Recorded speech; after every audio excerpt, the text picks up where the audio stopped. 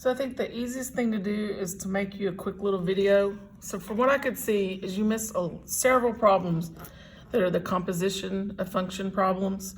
And that's when you were given two functions and then it'll either write it like f of g or whatever your functions are, whatever letters they used, but they'll either write it like this of x or they'll write it like this, f of g of x. Both of these mean composition of functions. Composition of function means a function within a function. So you have to look at which one's the innermost function, however they write it, if it's the FOG or if it's the f of g like this. The g function goes inside the f function.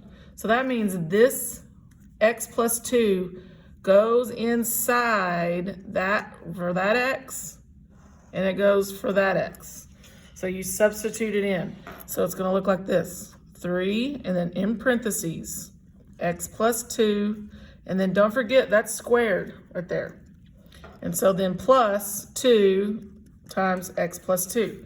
So now you've got to do all this, you've got to distribute, you've got to, this is FOIL, which that's something you probably don't, been since algebra. So that's when you did the first outside, inside, last, because that's a binomial times a binomial, because it's x plus 2 squared. So over here, I'm going to go ahead and distribute 2 times x, 2x, 2 times 2 is 4. So then here, I'm going to FOIL. So I'm going to do, and you can't distribute this 3 yet. You have to FOIL first. So I'm going to do x and x, that's my first, which is x squared. Make sure I have my parentheses there. Then I have my O, which is my outside, which is my x and my 2x. My inside, which is my 2 and my x, and then my last, which is my 2 and my 2, which is 4. And then remember, that's all in parentheses. Then this. So now I can distribute my 3 and combine these two while I'm at it.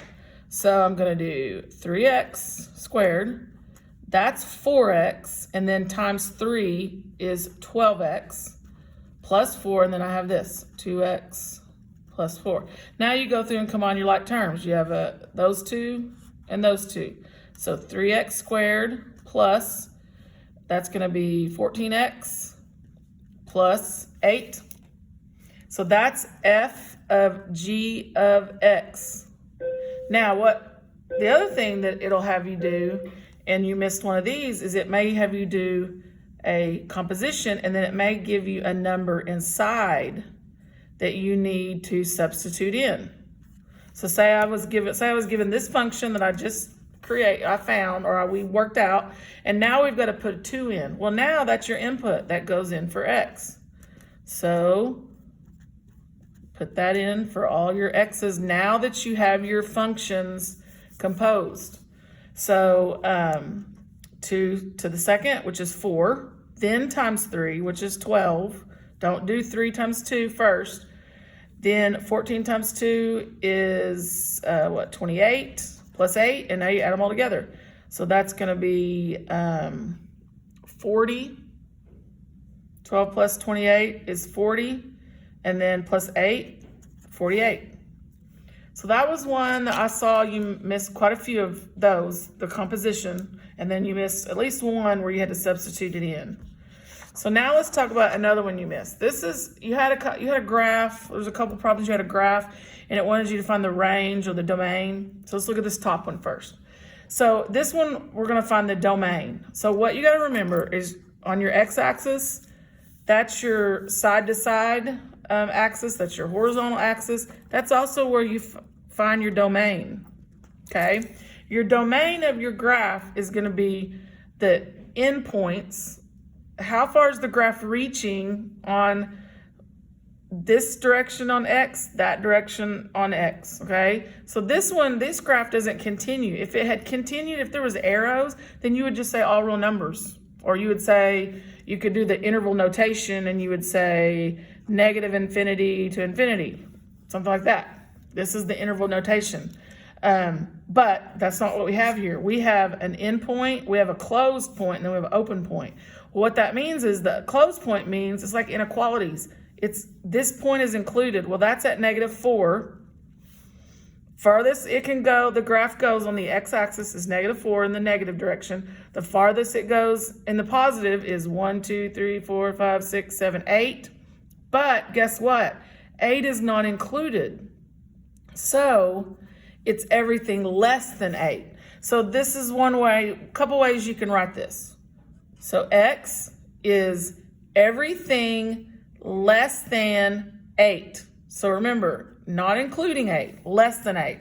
And then -4 is everything greater than or equal. So x is everything greater than or equal to -4. So you can write like that. You can also write it in an interval notation, which means -4 is included, so we get a bracket. 8 is not included, so we get a parentheses. So that's how you would do interval notation. So now let's talk about range. This one's a range graph.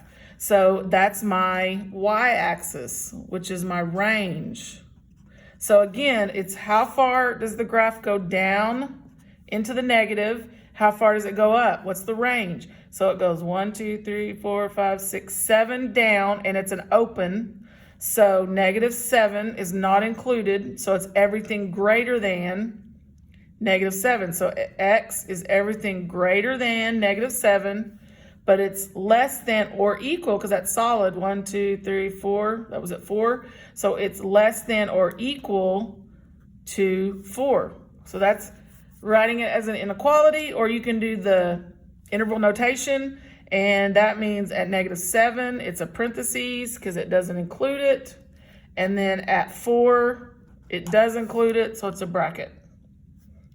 Okay, one other one that I noticed that you missed, what you got to remember is if you have a function and it's graphed, like one function is graphed, if I want to, if I give you a bunch of ordered pairs,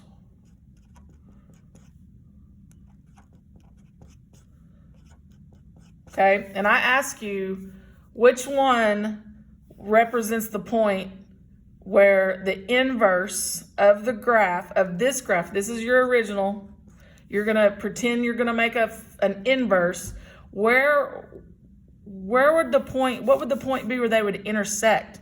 Well, if you remember, when we do inverse, you switch your x and y's. So if I want the two graphs to intersect, wouldn't I want my x and y's to be the same? Because if it's 5, 5 on my original graph, then it's still gonna be, 5, 5 on my inverse, and that's the point that they're gonna meet each other. That's where they're gonna intersect. So the x and y has to be the same for the inverse, to represent the point. If you drew an inverse of this graph to represent the point where they would intersect, 5, 5. And it really has nothing, you don't even have to have the graph. If I gave you just a random set of ordered pairs, if I gave you a random set with no graph, which one of those has to represent an ordered pair that where the original function and the inverse function would intersect? It has to be the same. The x and y have to be the same, because when you do an inverse, you reverse your x and your y. So you want them to be the same so that the two graphs will intersect at that point. Okay, so that's just a quick video of what I saw that you kind of, you missed on that test. So hopefully this will help you get through it with a better grade.